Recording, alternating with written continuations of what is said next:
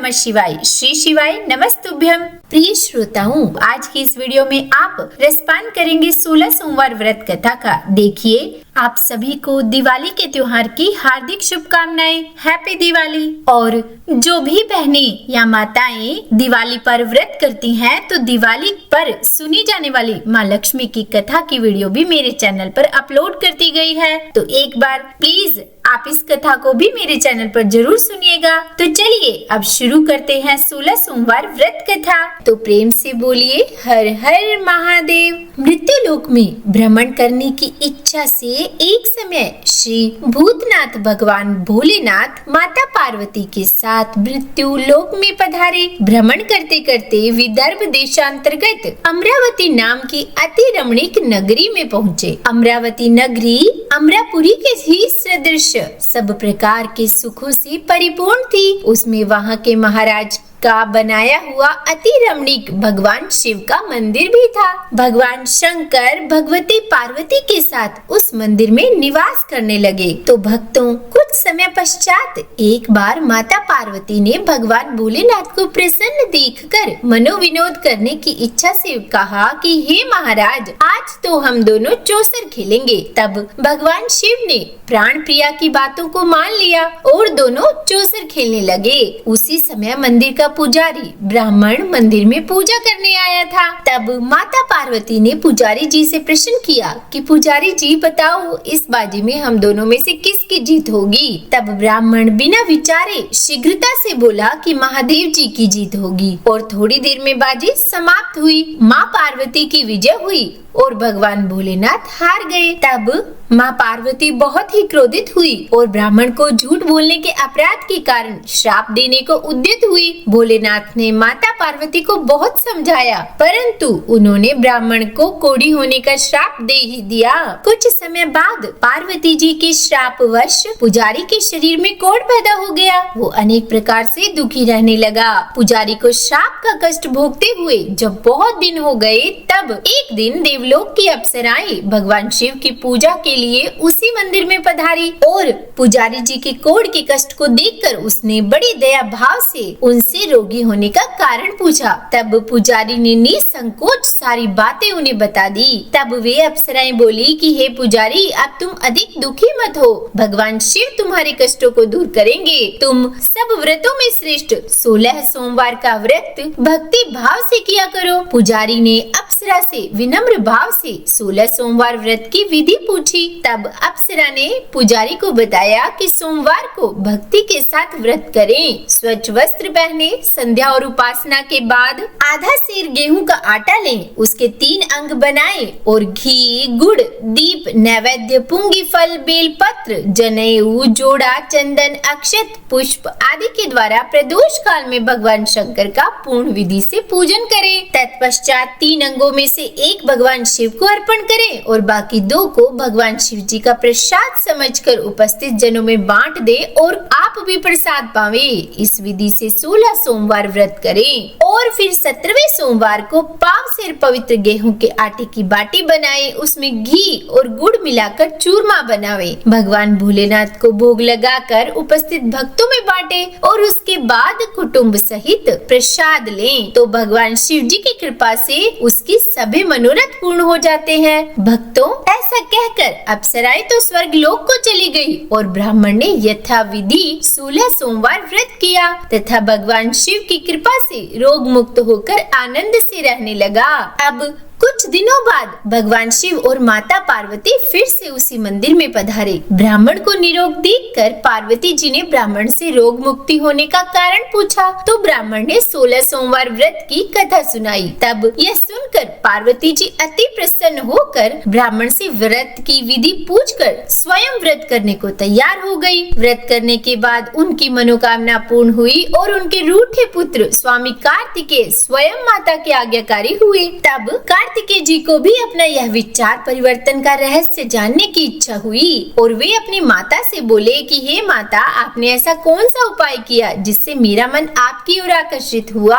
तब पार्वती जी ने वही 16 सोमवार व्रत की कथा उनको भी सुनाई और तब कार्तिकेय जी ने कहा कि इस व्रत को मैं भी करूँगा, क्योंकि मेरा प्रिय मित्र ब्राह्मण बहुत दुखी दिल से प्रदेश गया है। मेरी उससे मिलने की बहुत इच्छा है। और फिर कार्तिकेय जी ने भी इस व्रत को किया और उनका प्रिय मित्र उन्हें मिल गया। मित्र ने इस आकस्मिक मिलन का भेद कार्तिकेय जी से पूछा। तब वह बोले कि हे मित्र, हमने तुम्हारे मिलने की इच्छा करके 16 सोमवार का व्रत किया था। अब तो ब्राह्मण मित्र को अपने विवाह की बड़ी इच्छा हुई और उसने कार्तिकेय जी से व्रत की विधि पूछी और यथाविधि व्रत किया। व्रत के प्रभाव से जब वह किसी कार्यवश विदेश गया तो वहाँ के राजा की लड़की का स्वयंवर था और राजा ने प्रण किया था कि जिस राजकुमार के गले में सब प्रकार से श्रृंगारित हथिनी माला डालेगी, मैं उसी के साथ अपनी प्यारी पुत्री का विवाह कर दूंगा। भगवान शिव जी की कृपा से वह ब्राह्मण भी स्वयंवर देखने की इच्छा से राज्यसभा में एक ओर बैठ गया। नियमित समय पर हथिनी वहाँ आई और उसने जयमाला उस ब्राह्मण के गले में डाल दी। राजा ने अपनी प्रतिज्ञा के अनुसार बड़ी धूमधाम से अपनी कन्या का विवाह उस ब्राह्मण के साथ कर दिया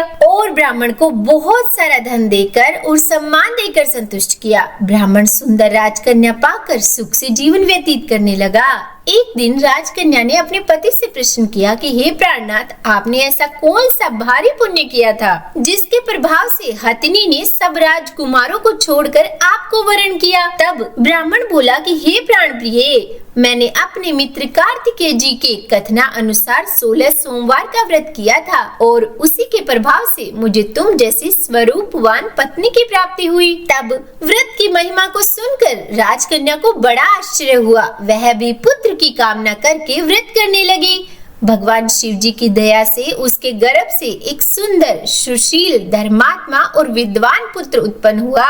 माता पिता दोनों उस देव पुत्र को पाकर अति प्रसन्न हुए और उसका लालन पालन भली प्रकार से करने लगे। जब पुत्र समझदार हुआ तो एक दिन उसने अपनी माता से ही प्रश्न किया कि हे माँ, तुमने कौन सा व्रत एवं तप किया था जो मेरे जैसा पुत्र तुम्हारे गर्भ से उत्पन्न हुआ है। तब माता ने 16 सोमवार व्रत की कथा अपने पुत्र को बताई। पुत्र ने सब तरह के मनोरथ पूर्ण करने वाले इस सरल व्रत को जब सुना तो वह भी राज्य अधिकार पाने की इच्छा से हर सोमवार को यथाविधि यह व्रत करने लगा। व्रत शुरू होने के बाद एक देश के वृद्ध राजा के दूतों ने आकर उसको अपनी राजकन्या के लिए वरण किया। राजा ने अपनी पुत्री का विवाह ऐसे सर्वगुण संपन्न युवक के साथ करके बड़ा सुख प्राप्त किया। भक्तों, वृद्ध राजा के दिवंगत हो जाने पर उसी ब्राह्मण युवक को सिंहासन पर बैठाया गया, क्योंकि दिवंगत राजा के कोई पुत्र नहीं था। राज्य का उत्तराधिकारी होकर भी वह ब्राह्मण पुत्र 16 सोमवार का व्रत करता रहा और जब 17वां सोमवार आया तो उसने अपनी प्रियतमा से पूजन सामग्री लेकर शिव पूजा के लिए शिवालय में चलने को कहा,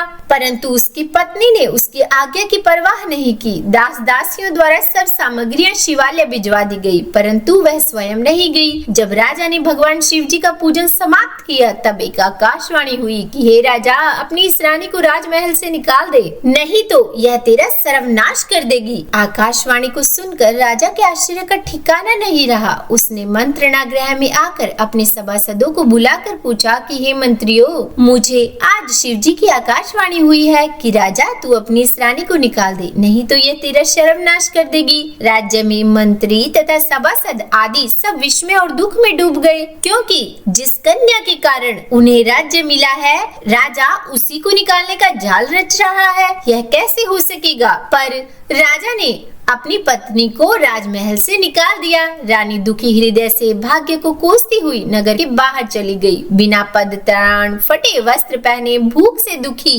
धीरे धीरे चलकर वो एक गांव में पहुंची। वहां एक बुढ़िया सूत काट कर बेचने को जाती थी। रानी की करुण दशा देखकर बोली कि चल तू मेरा सूत बिकवा दे, मैं वृद्ध हूँ, भाव नहीं जानती। यह बात सुनकर रानी ने बुढ़िया के सिर से सूत की गठरी उतार कर अपने सिर पर रख ली। थोड़ी देर बाद आंधी आई और बुढ़िया का सूत पोटली सहित उड़ गया। बेचारी बुढ़िया पछताती रह गई और रानी को अपने से दूर रहने को कहा। उसके बाद रानी एक तेली के घर गई तो शिव जी के प्रकोप के कारण तेली के सब मटके उसी क्षण चटक गए। तेली ने भी रानी को अपने घर से निकाल दिया। अत्यंत दुख पाती हुई रानी एक नदी के तट पर गई तो नदी का समस्त जल सूख गया। तत्पश्चात रानी एक वन में गई, वहाँ सरोवर में पानी पीने गई। उसके हाथ का स्पर्श होते ही सरोवर का नील कमल के समान जल असंख्य कीड़ामय होकर गंदा हो गया। रानी ने भाग्य पर दोषारोपण करते हुए उस जल को पीकर पेड़ की शीतल छाया में विश्राम करना चाहा, परंतु रानी जिस भी पेड़ के नीचे जाती उस पेड़ के पत्ते तत्काल टूटकर गिर जाते। तब वन सरोवर जल की ऐसी दशा देखकर गौ चराते ग्वालों ने अपने गोसाई जी से, जो उस जंगल में स्थित मंदिर में पुजारी थे, यह बात बताई और फिर गोसाई जी के आदेश अनुसार ग्वाले रानी को पकड़कर गोसाई जी के पास ले आए। रानी के मुख, कांत और शरीर शोभा देख गोसाई जी जान गए कि यह अवश्य ही कोई विधि की गति की मारी कुलीन स्त्री है। पुजारी ने रानी से कहा कि पुत्री, मैं तुम्हें अपनी पुत्री के समान रखूंगा, तुम मेरे आश्रम में ही रहो, मैं तुमको किसी प्रकार का कष्ट नहीं दूंगा। तब गोसाई जी के वचन सुनकर रानी को धीरज हुआ और वह आश्रम में ही रहने लगी। पर रानी जो भोजन बनाती तो उसमें कीड़े पड़ जाते, अगर जल भरकर लाती तो उसमें भी कीड़े पड़ जाते। रानी की यह दशा देखकर गोसाई जी बहुत दुखी हुए और रानी से बोले कि हे बेटी, तुम्हारे ऊपर कौन से देवता का कोप है जिससे तुम्हारी ऐसी दशा है। तब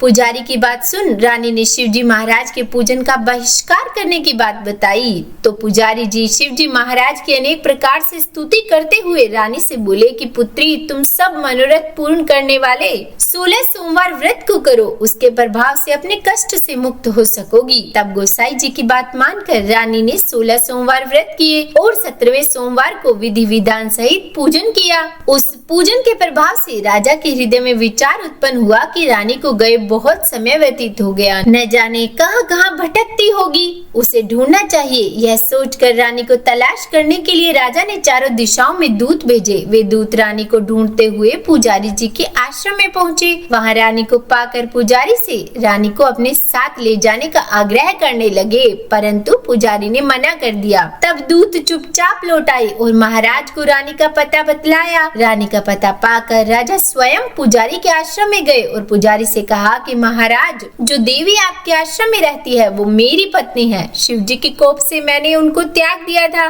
पर अब इन पर से भगवान शिव का प्रकोप शांत हो गया है, इसीलिए मैं इसे ले आया हूँ। आप इसको मेरे साथ जाने की आज्ञा दीजिए। गोसाई जी ने राजा के वचन को सत्य समझकर रानी को राजा के साथ जाने की अनुमति दे दी और गोसाई जी की आज्ञा पाकर रानी प्रसन्न होकर राजा के साथ महल में आई। नगर वासियों ने नगर द्वार तथा नगर को तोरण और बंधन वारों से विविध विधि से सजाया। घर घर में मंगल गान होने लगे। महल में बहुत खुशियाँ मनाई गई। पूरे नगर को सजाया गया। राजा ने ब्राह्मणों को अन्न, वस्त्र और धन का दान दिया। नगर में निर्धनों को वस्त्र बांटे गए और इस प्रकार रानी 16 सोमवार का व्रत करते हुए महल में आनंद पूर्वक रहने लगी। भगवान शिव की अनुकंपा से उसके जीवन में सुख ही सुख भर गए। तो बोलिए हर हर महादेव। आज की यह कथा यही समाप्त हुई। हे महादेव, अगर इस कथा को कहने, सुनने या सुनाने में हमसे कोई गलती हो गई हो तो हमें क्षमा करना।